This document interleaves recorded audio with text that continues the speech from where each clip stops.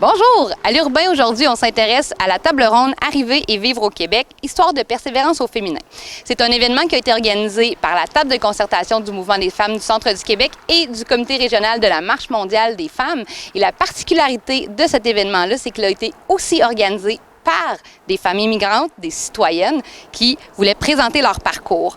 Donc, je vais aller rencontrer Sonia Gagnon qui a participé à l'organisation de l'événement pour parler un petit peu plus des sujets qui ont été abordés pendant la table ronde et je vous invite à rester des nôtres pour mieux les connaître.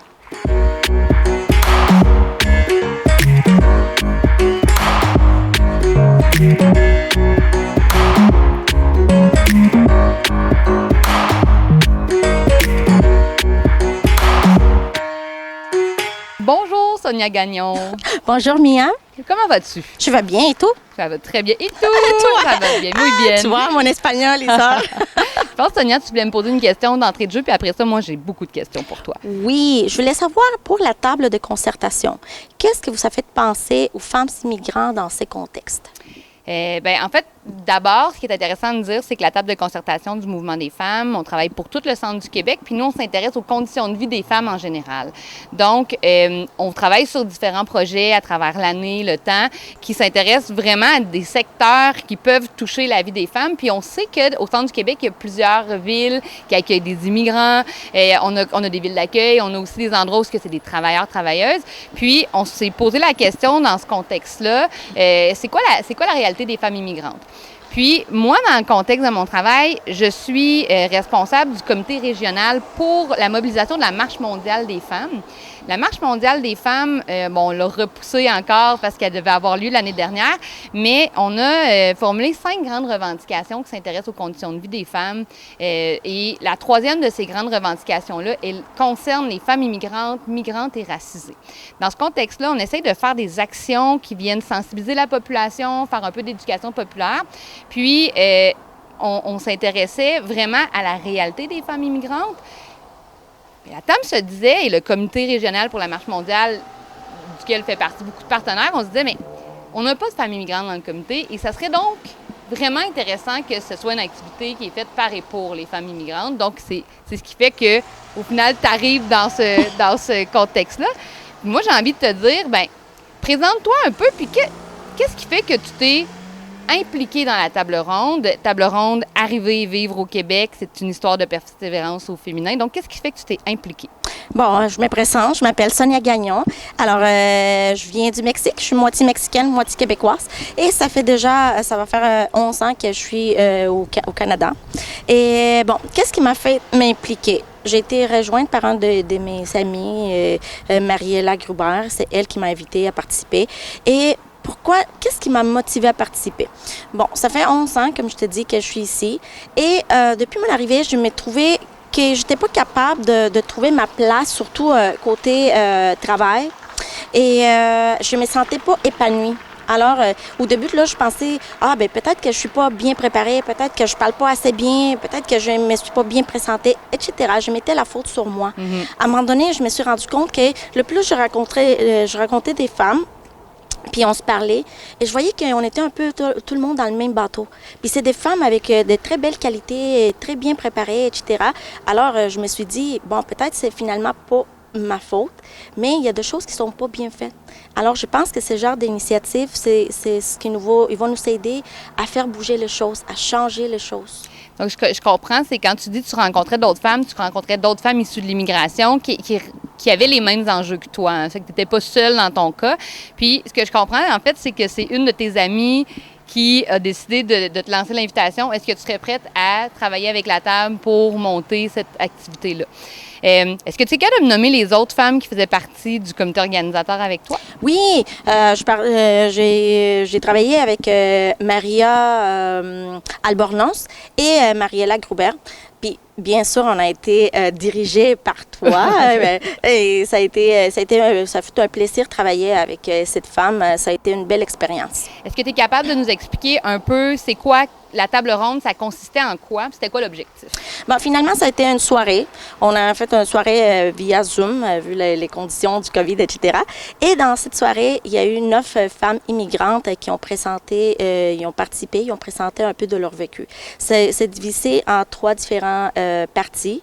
Et pendant ces parties, les 3 différents, il y avait des invités. On a eu Maria Albornoz, justement, qui a été notre animatrice de la soirée. Il a posé des questions. Alors, ça nous a permis un peu de savoir un peu le parcours, pourquoi les femmes sont venues ici, comment ils sont arrivés, d'autres, quel genre de formation ou d'études il y avait, et d'autres dans le marché de travail, est-ce qu'ils ont réussi à se trouver une place, est-ce que ça a été difficile, quel a été le parcours, justement. Puis l'objectif pour vous d'aborder ces sujets-là, puis là, ce que je comprends, c'est que c'est une table ronde, donc il y a des gens qui assistaient à ça, donc l'objectif de ça, c'était quoi exactement? Bien, je pense que premièrement, ça a été de donner un espace pour que les femmes puissent s'exprimer. Puis elle a sûrement touché différents personnes. C'est sûr qu'il y en a eu des personnes qui nous sont accompagnées, des immigrantes aussi. Fait que ça, c'est une façon d'encourager les femmes et les immigrants en général à parler, à raconter leur vécu. Il y a aussi des gens d'ici, des Québécois, des Québécoises qui nous sont accompagnés. Fait que ça permet aussi le genre de nous voir d'une façon différente. Et aussi, bien, il y avait des gens de la politique, d'autres organismes. Alors, je pense que ça pourrait permettre d'avoir d'autres opportunités.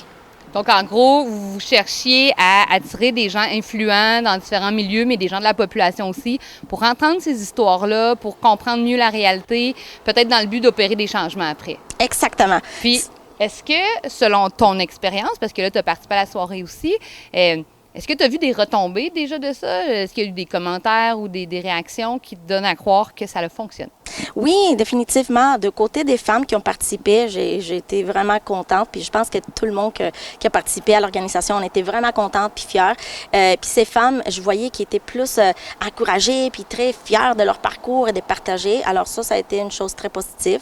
Et aussi, on a reçu des commentaires différents qui disaient « Ah, quel dommage, tous ces talents sont gaspillés, des femmes fortes avec plein de qualités que finalement, ils ne trouvent pas leur place. » Alors, on dirait qu'un peu au niveau Québec, on se permet de gaspiller un peu ces talents. Qu'est-ce qui fait qu'on gaspille ces talents-là, selon ce que tu as entendu? Bien, surtout, je pense il y a une question bureaucratie. C'est sûr que c'est très long de faire de reconnaissance, etc.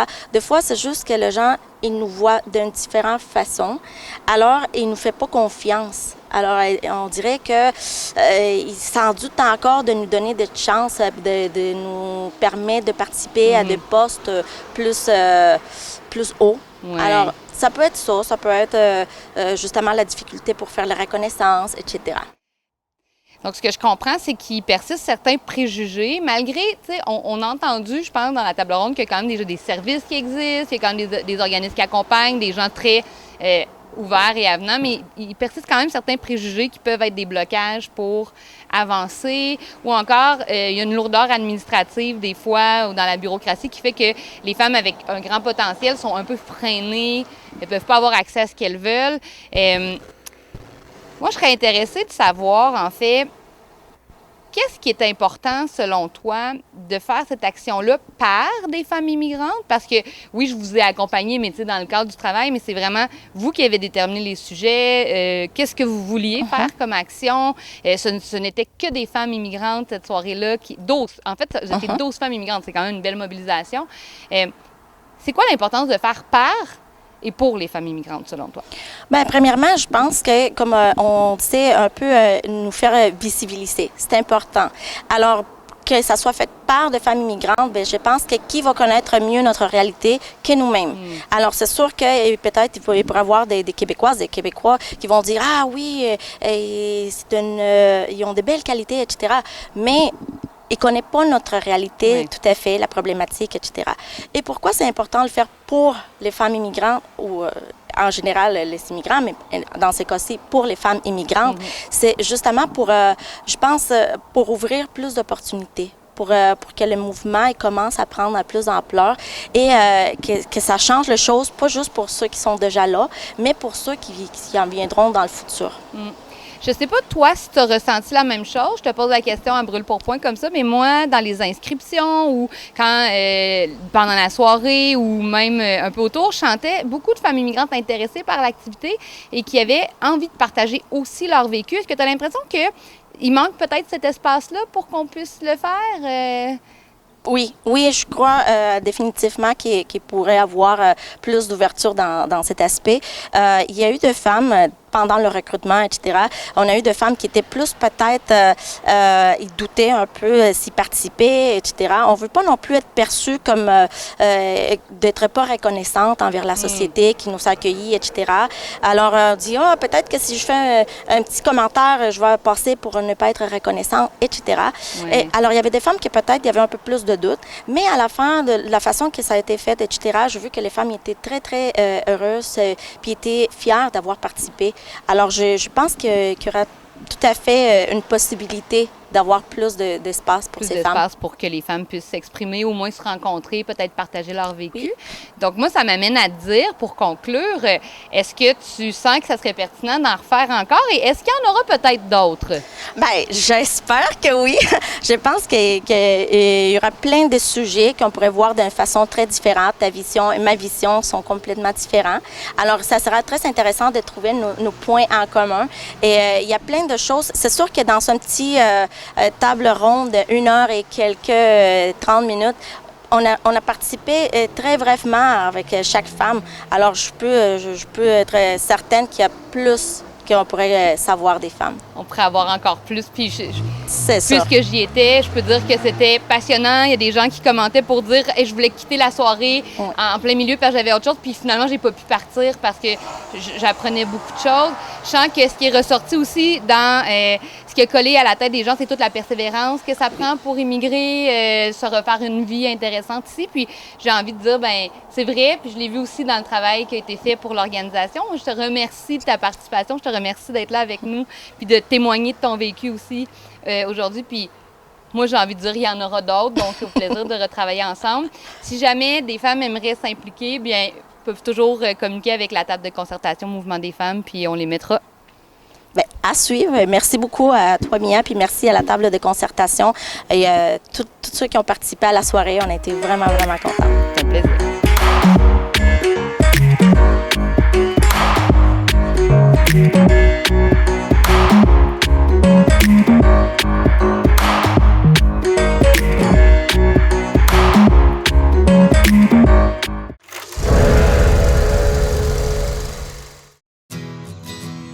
Je m'appelle Kéliane. J'aime beaucoup nager. Moi, je suis capable de nager toute seule avec mes prothèses.